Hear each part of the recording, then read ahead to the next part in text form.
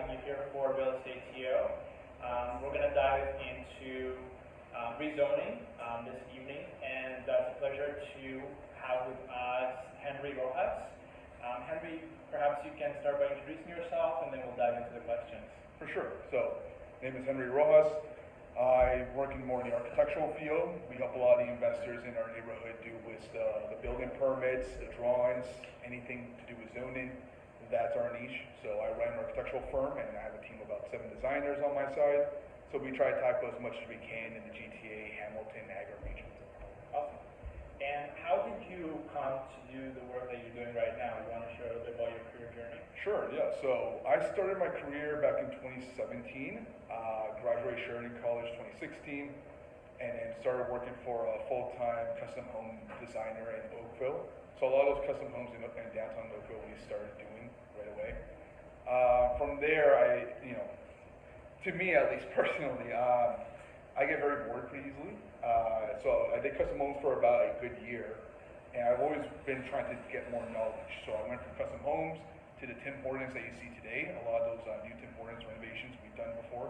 So I switched over jobs throughout the years. So custom homes, Tim Hortons. We did apartment buildings I went to another company with apartment buildings in Europe and the US. They also have properties here in Canada, actually Toronto specifically.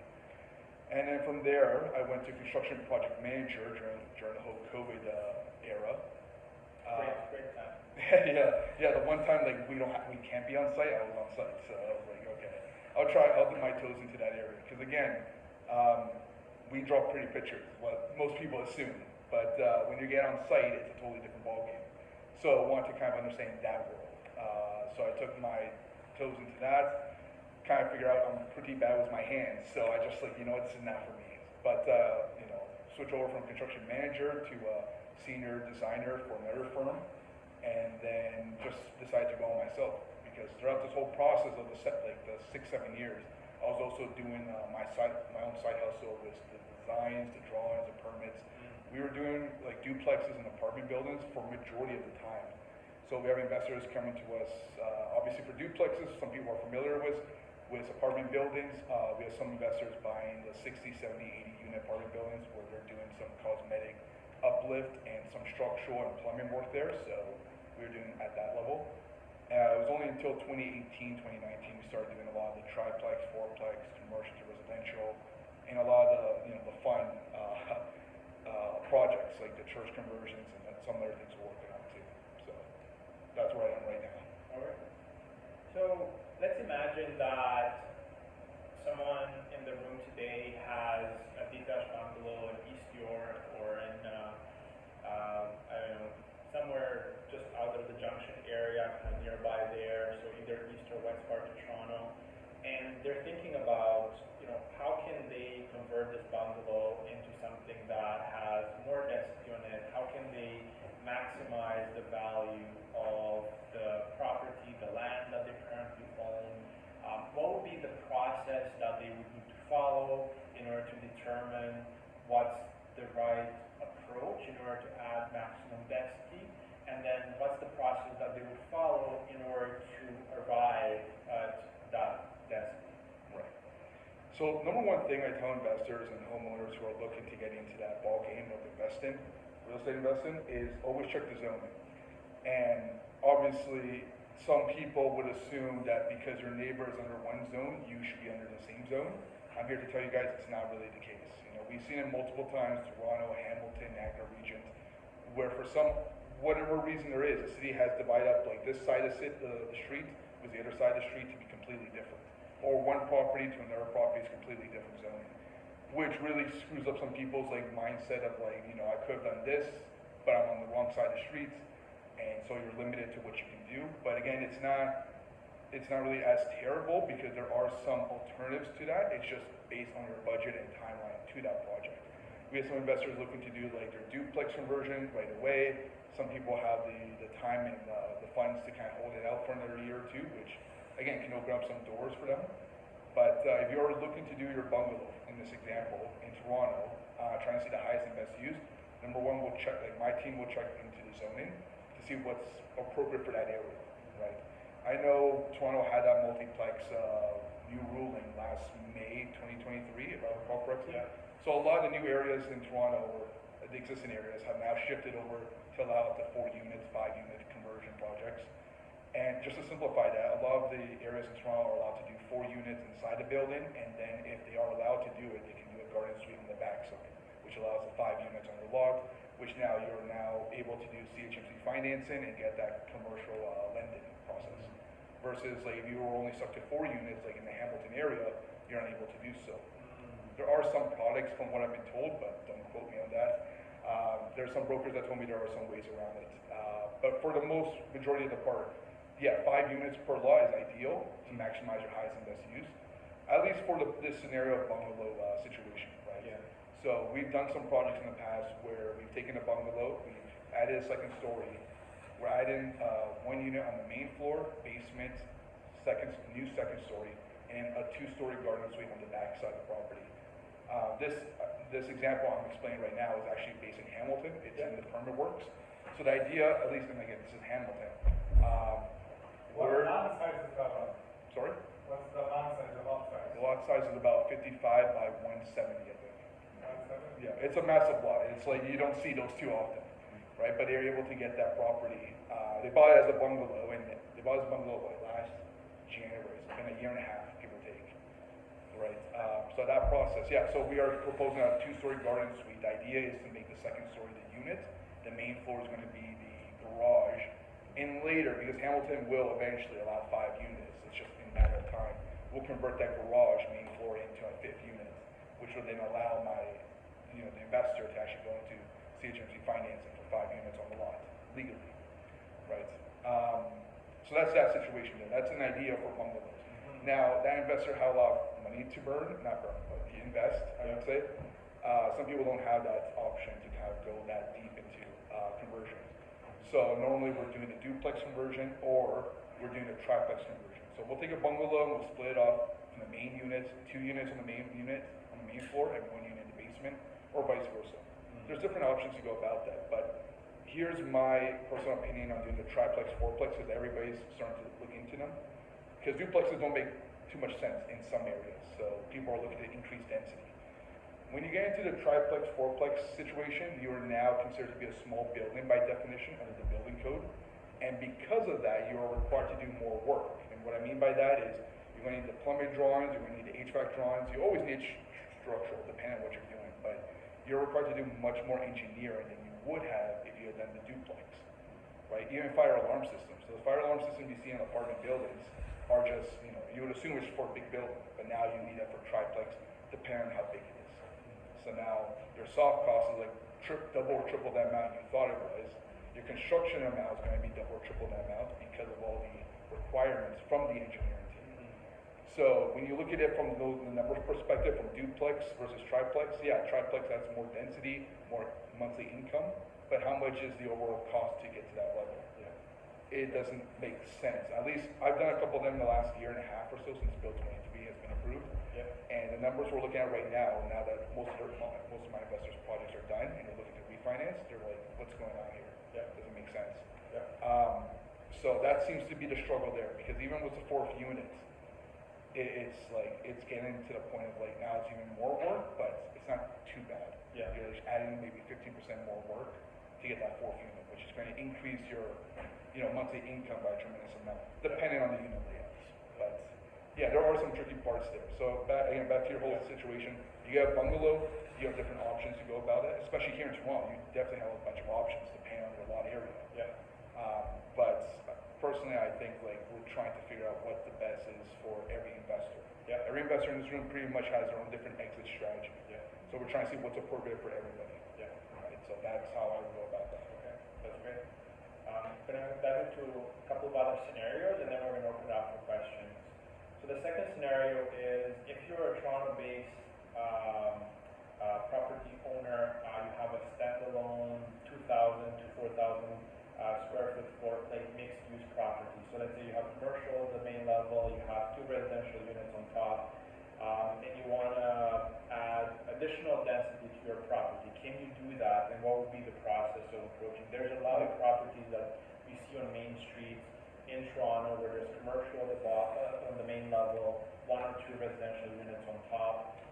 Let's imagine that it's not flanked on both sides by other units, like let's The imagine same that, yeah. let's imagine it's a standalone. Yeah. How would you approach that?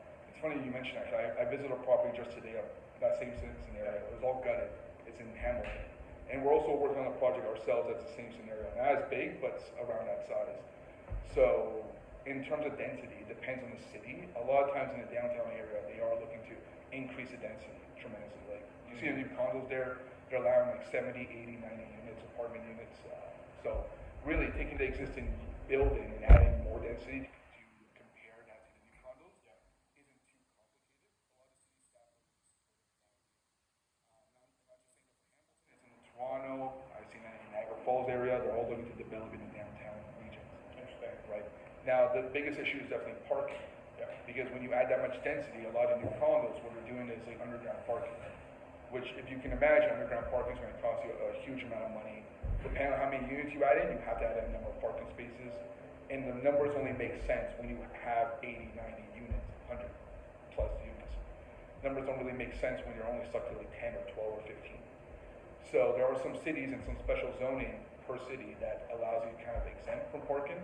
So you don't need to provide that parking situation if you meet a minimum sort of number.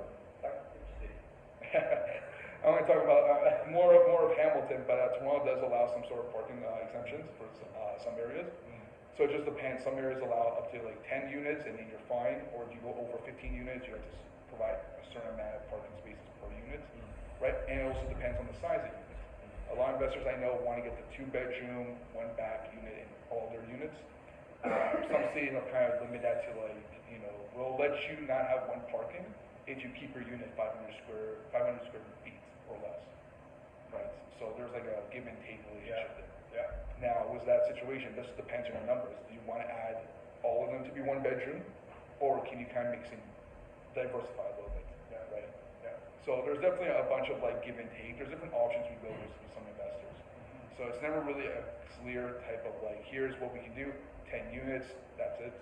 Right? We run by different scenarios depending on their exit strategy. Right? If they want to exit through 8 units residential, 2 commercial, does that make sense for CHMC financing?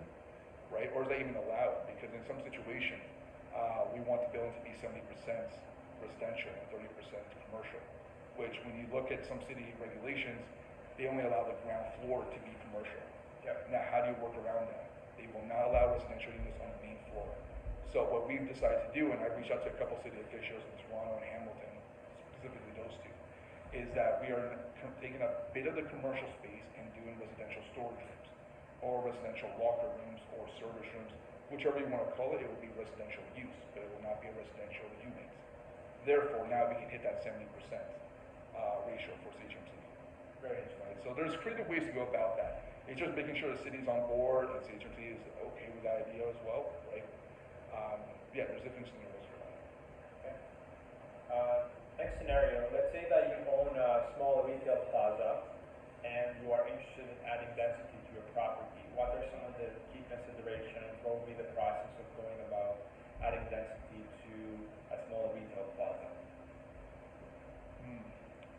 And I'm assuming you mean residential, right? Not just commercial? I mean commercial, like the retail plaza that we're in right now. Yeah, you have all this, all these retail on one level, and you have maybe some parking, and what can you do with that? There's a lot of these in Toronto and in other cities where there's no residential, it's purely commercial, and there is a lot that's happening with these kind of plots of land, but how would you approach adding density to a property like this if you own a retail plaza like the one we're in right now? Yeah. So the one we're in right now, I believe it's just 1 story everywhere. Yes. Right? So we're kind of limited on that scenario there. And there's only so much you can split off in terms of width of the property, so it just depends on how you want to shift that a little bit. We've seen scenarios where we have taken the front end of the commercial property units into one side, and the back side will be another unit itself. Right? It's a little bit awkward because now you have a long hallway to get into the back unit, and keeping the front side as another one, so splitting up that way seems to be the easiest way, easiest path of travel versus adding a second story. A lot of times the basement's too small on ceiling heights. We're very limited in those scenarios there. And on top of that, when you add density in like a plaza area, you're now required to add more parking. You're now adding more businesses, more parking requirements on the outside. The outside here, for example, was built to only have, let's say, the 15 retail stores. But now when you're doubling that to 30, you're now adding more parking requirements, which you may or may not have. Right? So now we're fighting against the city on parking regulations, minor variances, making sure we can meet that number. Otherwise, yeah, it's not going to be possible, because at that point, we would try to go for a pre-consultation with the city, see if the idea even is feasible there. Yeah. Interesting. But let's imagine that it's a mall that owns, because I noticed that there are malls in the Toronto area that are looking at adding residential on their plot of land, and kind of keeping the retail in place, but adding residential on a piece of their land, maybe taking over some of the parking away for residential use. Yes. How, if you were working with a client who had that type of scenario, how would you approach it? I would approach, number one thing is, even before the zoning, I would look into the official plans and secondary plans to see if that's allowed. A lot of times even the zoning does permit it. The city's official plan, which they usually update every 5 to 10 years, lets you know what they're planning to do in that area, if they'll support any sort of development like that. And if they do, that's great, then we can move on to the next step of looking into the zoning and traffic study into that area. I know the scenario you're mentioning, I know Square One was looking into that too. Pacific Mall is looking at it.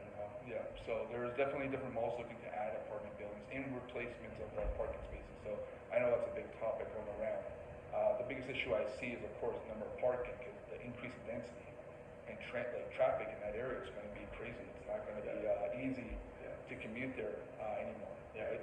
So what I've been talking to some other designers and engineers, and how we're thinking about it is, obviously when you build the apartment building, there's going to be underground parking situation there, which again, it's going to be more cost, but depending on how many units you add to that property, it might be more worth it. I know right now there's a Walmart near Burlington I passed by that has that situation already built. They have a condo and a Walmart, like maybe just across the street, like on the same plot of land.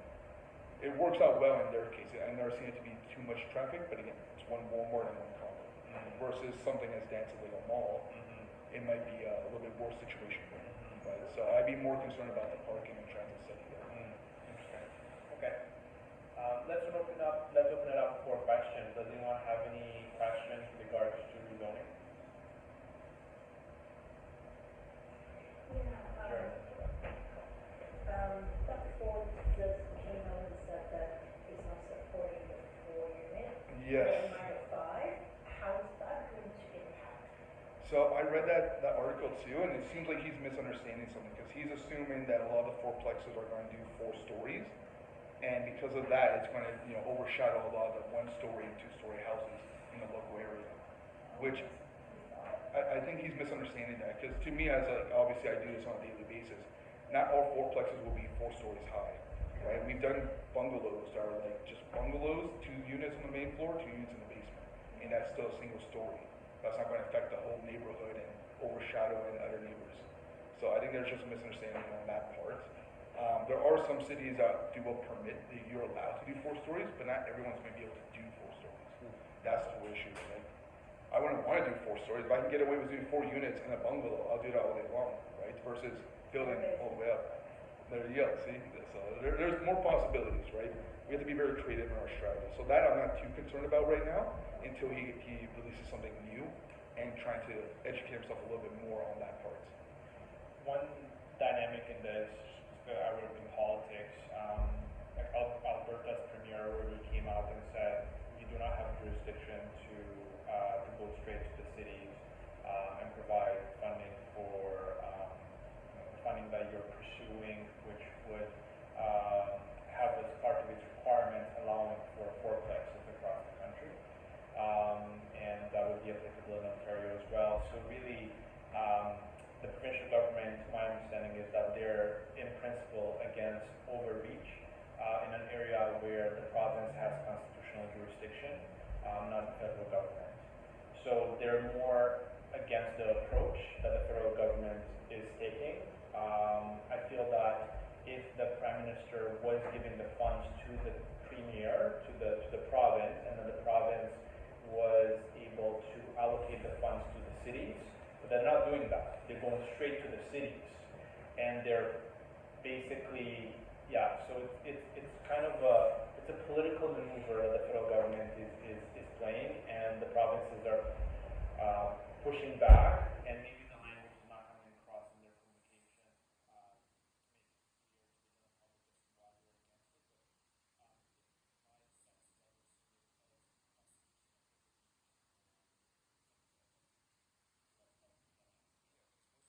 I think it was London, Ontario, wasn't it? Justin Trudeau or somebody came into that area and just like, do fourplexes, and they were like, they push for fourplexes there.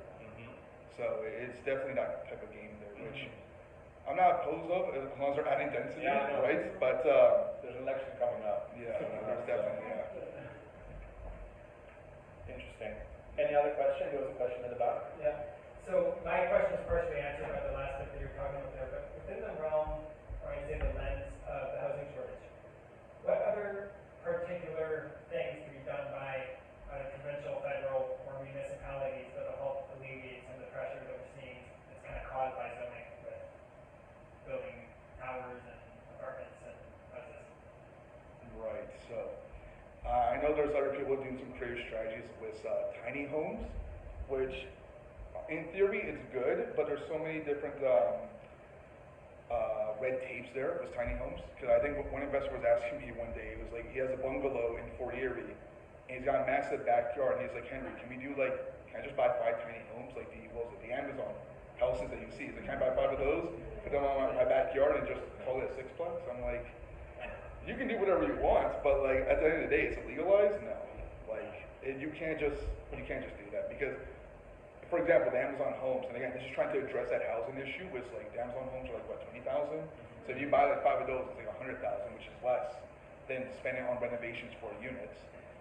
Those containers are not legalized in Ontario or for a specific municipality, or even trying to follow the specific zoning in that area.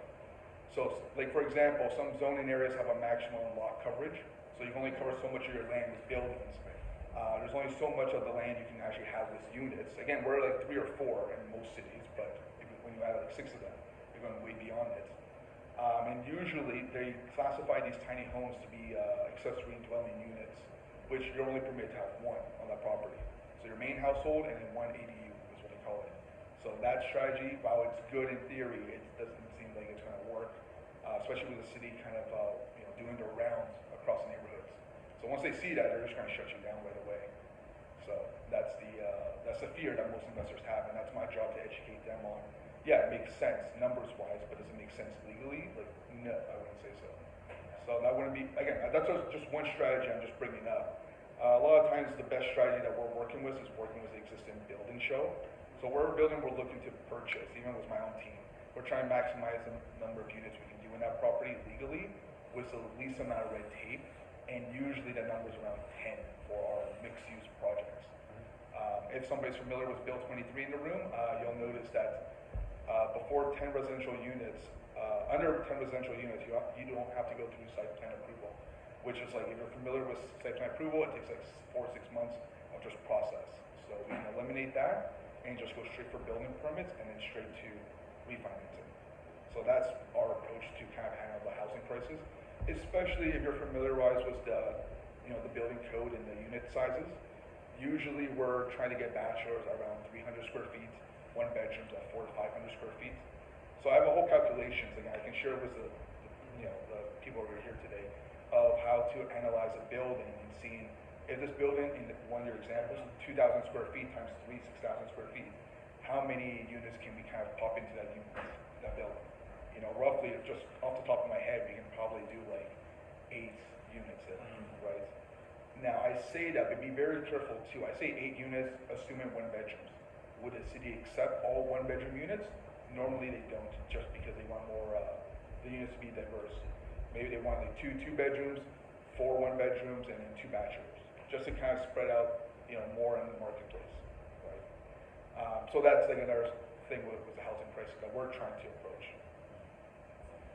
From a public policy perspective,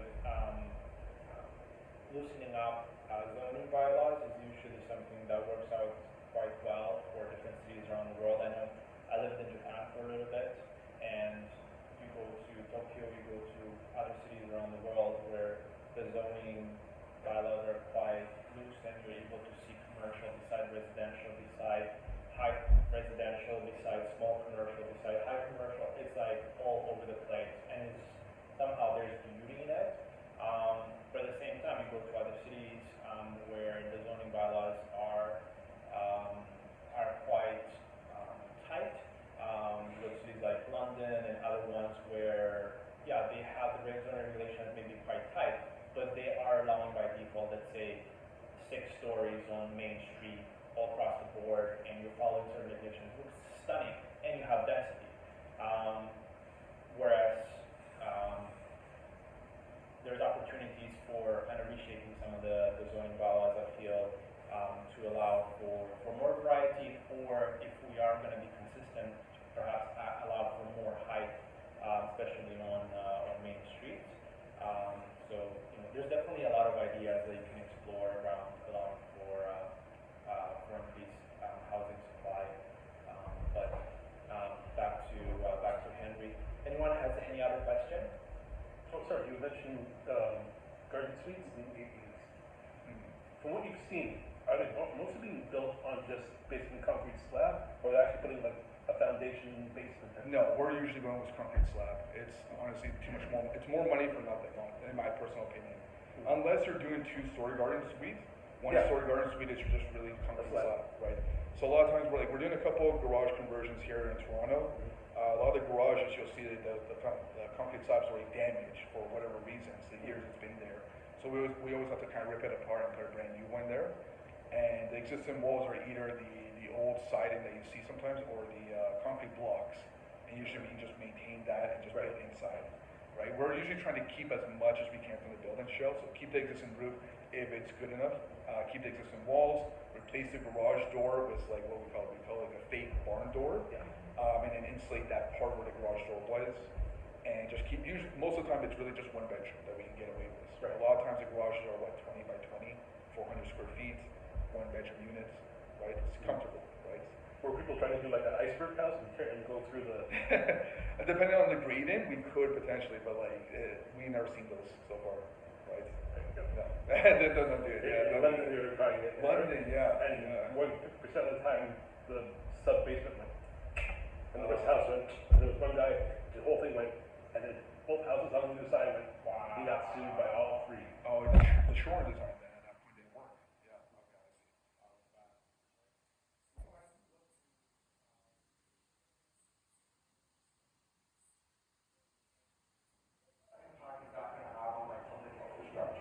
Yeah, well, Street drain and all of that, especially in like areas that are more so designed from the get-go for like single-family homes.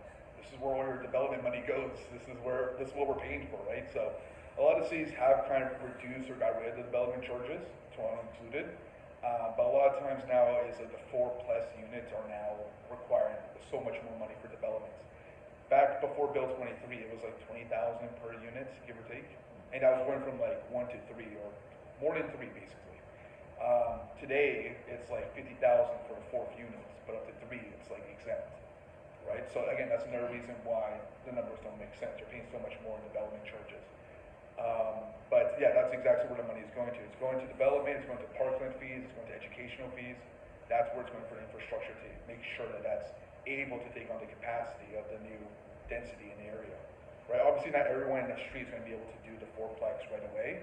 But the money is like used to be able to make sure that we can accommodate for that increase in time, right? But also the city puts a lot on yourself. For example, the plumbing is obviously going to be increased from your side into the property line, and then the property line to the city, it's going to be done by the city, but it's going to charge you for that work, right? So there are times like that. Even the electrical systems, what was it? It was like 200 amps for 3 units is fine. That's what I did for my triplex.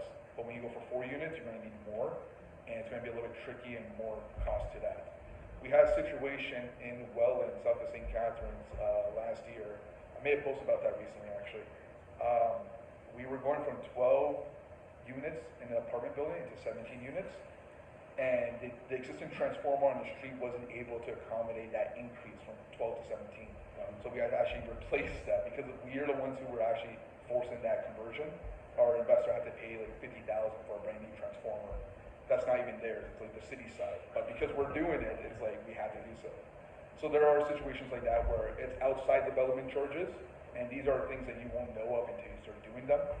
And even though electricians won't really know 100% until we finalize the permit drawings and make sure how much of the appliances are on gas or how many of them are on electrical, right? There's so many little different factors to it that could affect your overall cost and infrastructure upgrades to the other side. Yeah, this is where like you have to be able to work with real estate investor focused people, right? The people that have been doing these types of projects for so long and can kind of let you know their stories and their experiences and the what ifs that could happen, right? Like we're working with one guy right now from 15 to 30 units in Guelph, and we were just explaining him the whole process that we dealt with welding recently, and he was just like, okay, that's fine. Like he's knowledgeable in the game already, that he understands there's going to be some hiccups or some increases on the infrastructure side, right? So these are types of people you kind of have to surround yourself with to understand that cost to yourself. Because if you're like a new investor trying to get into that area right away and you don't know those costs, you're going to run out of money pretty fast. Yep. Yeah. So I have two questions. One is, so are these duplexes and fourplexes allowed only for detached units and not for semi-detached units, even if they're large? So it was Bill 23, they've allowed up to 3 units within the single, townhomes, and semi-detaches. So they do allow it. And the other question is, can these units be sold or are they only for renting purpose? So we've had a discussion with cities, and they're always coming back to me about discussing with the lawyers to condoize it, right? Yes. We're trying to split them up. And so a lot of times we've had some pushback with the city. What was it? Hamilton and Toronto were okay, just get the lawyers. Cambridge was pushing back hard because of the situation of having separate meters to each unit on each side, right? So normally when we do these conversions, we're trying to get all the water connected into 1 meter and then connect it to the outside of the property. Now when you're doing a condo, you can't really do so. You have to split them up into sub-meters. Same thing with electrical system, which we always split the electrical. 3 different panels on the outside, 3 different panels on the inside. That wasn't going to be an issue. It's more of water and waste that was more the primary concern. Which at that point, I think my contractor was just like, the cost to do that doesn't seem worth it. Just earlier this week, I was reading an article, I think it was in Toronto Star, because I subscribe to all the national political now Toronto Star.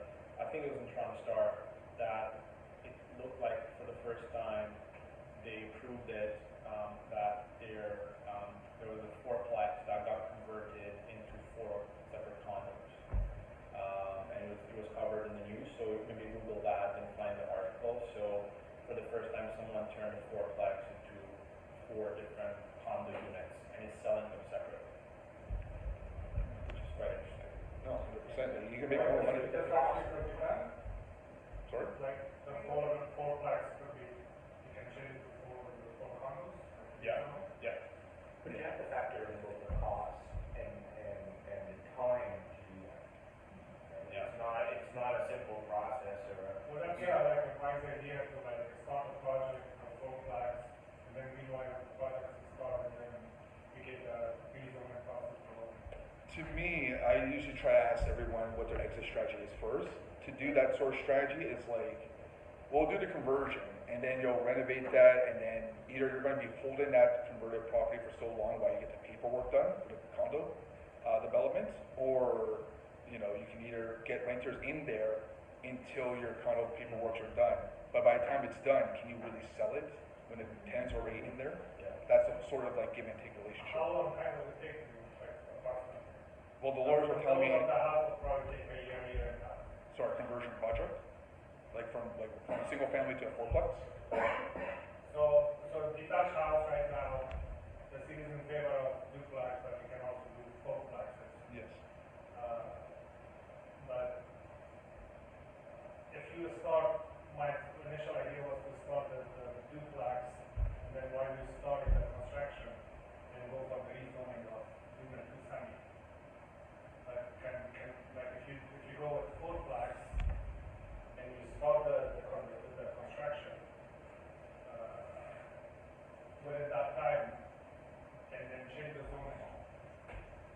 change the zoning to, to condos if it's possible.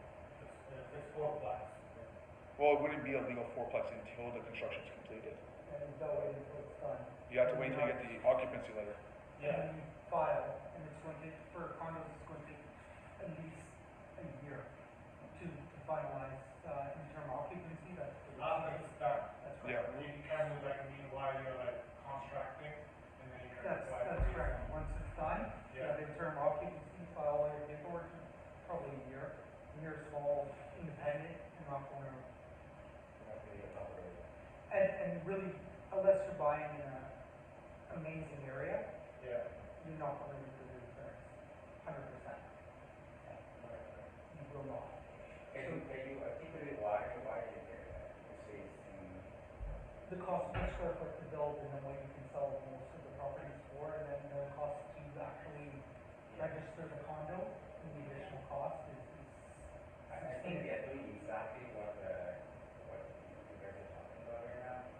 Our cost will be about $460 to $500 per square feet, everything is included. So we are intending to sell about $800 per square feet to the market, which is 30% cheaper than the condo and the other things, right? So the process, if you can say is definitely correct, it's going to take some time, and active strategies is crucial while we wait for that process to happen. That take 1 year or something that we just included. The way that we think about it is you have to make your financial, mortgage, construction loan, those kind of things really work for you. You cannot afford to go to NACO, those kind of lenders who charge you 12% or 15% of construction. That's going to kill you over the property. So you have to make sure your construction loan and the mortgage in a very reasonable interest rate. Let's say T plus 1 or something like that. In today's world is about 7%. In the future, hopefully that becomes 6%. So if it's 6%, 7% of your annual interest rate, then everything is going to work out. Well, what would you require the land for? Say again. What was the price of the land? The first one we did is $1.4 million. How many?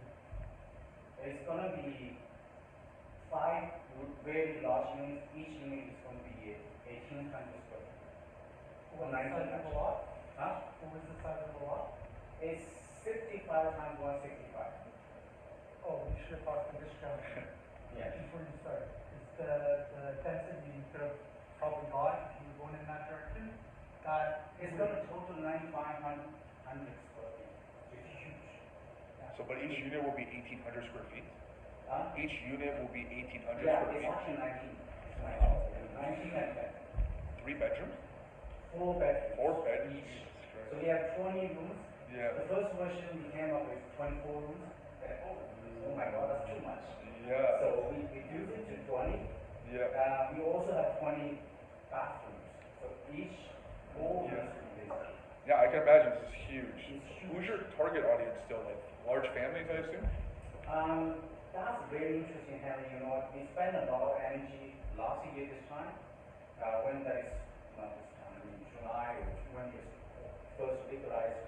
We thought about 2-3 different target market. The first is just like you said, right? It's a large family. For more specific, it's multi-generational family. So a lot of us come from Asian countries, right? So we come from China and some people from India and Middle East. We love large families, sometimes grandparents and kids, all stay like large group. We love that experience. You just say, Dad, what kind of thing you cook today? I come to your place to eat, right? So those kind of experience. That's number one. But you know what? I think that's going to take some time for the market to accept because it's too new. So I think 5 years later, everyone will think that's a great idea. Not really. I still think it's a good Are you idea. putting an elevator or something? Huh? Are you putting an elevator or something? I'd love to, but if for that multi-generational, I think it's going to be an amazing idea, honestly. But it's just at this moment we haven't done that yet. So maybe then as I said, I'm going to be one of them maybe go to, a few of them will be go to that direction. I'm just thinking of accessibility. That's all. Yeah, exactly. I'd love to have maybe one of them using that kind of design. But again, I mean, number one, that's multi-generational family use case or scenario, and number two is really for rental. So that going to Robbie, right? Robbie's like, oh, I have a really nice law suite and things like that. It's a nuanced probably how to get the best money from it, right? So our calculation, $300,000 a year is from the rental income.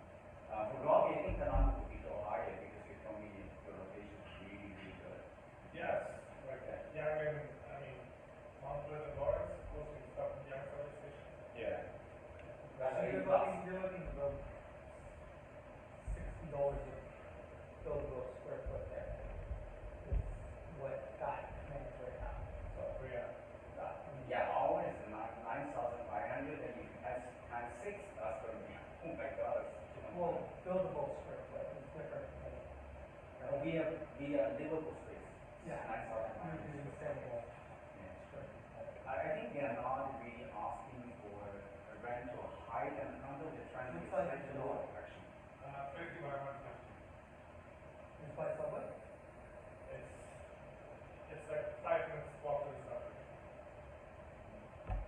That's, It's just at the back of the lot, the case scenario, the case is like 37. So the lot's kind of like a, Oh, pie pie shape? shape, yeah. By Duplex Avenue? Huh? Is it by Duplex Avenue? Right now there's a detached home, the city is in favor of duplex. Yeah, no. So you can put three, so right now, without just going to the city and getting building permits, you can It's do on the other three, side. three It's stories. on the other side of it. Yeah, you can do Yeah, three you can- story, actually the way I have it designed it is, well, it is three story. Which street is it on? It's on Damick. Okay, so It's just, Damick, right, it's close to Lawrence, it's like the second house from Lawrence. Alright, so we're gonna take that deal outside. So we'll take maybe one question, and then we'll wrap up.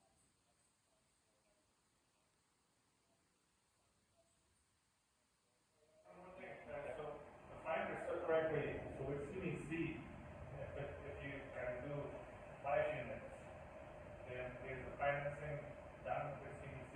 Yes, that's my understanding from the mortgage brokers we're dealing with. As long as you have 5 residential units on that lot, you can do this. Interestingly enough, I have investors in Oshawa area. They're doing a new build, so they bought a piece of land, they severance a lot, and they're building 2 new buildings, one triplex, one sixplex, and they're able to get the CHFC financing for both of them because they are side by side with each other. So it's like technically a 9plex because they are meeting at the intersection. So there's different ways. Because the rate is really good, right? Yeah, so it makes sense on their part to do so, right? So yeah, you're right, that's 5 units, right? But when you get to the commercial, like the example you had, But you can do like a front, you can do like 4 plex at the front and then a unit at the back. that's what I mean, right? So you can do your existing family home into 4 units, and then the 5th unit, depending on the zone, you can do the 5th garden suite there, Right. right? Or if you have, like, let's say a bungalow and, if you have a bungalow and an existing garage, it's so much easier to do that. It's And the commercial. lot is like 50 by 150 feet, you think it's possible. Well, I mean, if there's an existing garage, you don't have to be worried about the lot coverage or anything. It's existing right there, you can just convert it.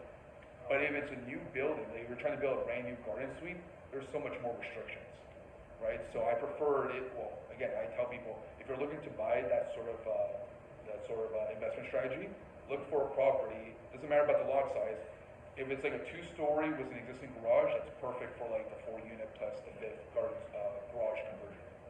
Right, so, but if it's like a bungalow and garage, depending on how big the bungalow is, then we can kind of add 4 units to that and then convert to garage. Whatever it is, if you're looking to get 5 units, make sure it has an existing garage. Now, we can't, like, again, I had an investor, The house that existing garage, but for the garden suite, totally bigger garage house. The garage is not attached to the property. yeah, it's a detached garage. That's what I mean, like, if it's a detached garage, you can convert that into a unit. Right, but we call that a garage conversion instead of garden suite. They're the same thing, but garden suite, Small garage. well, it depends on how big, like, is it, usually they're 20 by 20. You would have to measure it, right? So you can, we're trying, yeah, so we always fit in like 1 bedroom in those units. So that's usually our plan, to have 1 bedroom at least. Again, targeting like the young couples or the single person. So if you take the garage out, then you have access to the back room. So you want to take out the garage and add, and build a brand new garden suite? Yeah. If I may That add, makes sense, No, no, the circle. Yeah, so I wouldn't really recommend that just because now the city can get you on so many other restrictions, like the setbacks, the lot coverage, the height, right? Yeah. They don't push too hard if you're keeping the existing garage. we have actually fined officers to get your personally just finish everything the city gave us for permission required. Yeah. So to answer your question, is, our rule in sound is, as long as they have 45 feet times 120 feet, your lot is perfect. You get everything and you just, 45 by 120 minimum. Oh, yeah, 45 times 120. If you're like 110, only 10 feet shorter, you are still gonna get some, not the best, right? So you're gonna, basically there's a lot of setback and, even if the main building and you comes with a 7 meter distance has to be there.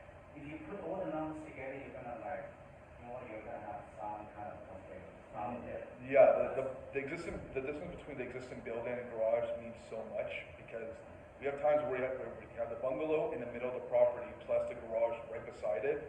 And so we can't do a second story addition to that because the second story would fall under the new zoning restrictions.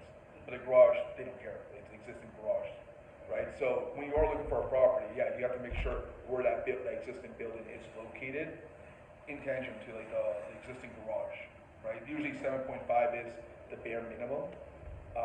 But yeah,